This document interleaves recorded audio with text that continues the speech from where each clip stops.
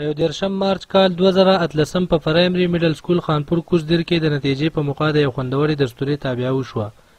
چې پکې د پرایمري او میډل سکول طالب علمانو او استادانو به شمول د علاقې مایدینو په ګڼ تعداد کې ګډون وکړو د پروګرام باقاعده آغاز د تلاوت کلام پاک نه وشو بیا وروسته د پروګرام کوربه محمد حبیب عابد صاحب په تیر تعلیمي کال رڼا واچوله او ناکامه شوي طالب علمانو ته یې ډاډګیرنه ورکړه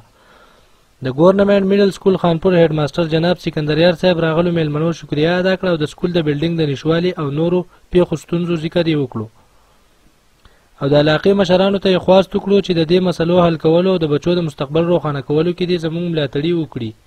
د پرایمري سکول خانپور هیډ ماسټر محمد ایوب خان صاحب هم کامیابو طالب علمانو ته مبارکي او ناکامه شوي طالب علمانو ته حوصله ورکړه او دې سره نتیجه واورولی شوه او پوزیشن اغوستونکو ته د سکول خانپور پلاهي تنظیم او د پی ټي سی چیرمن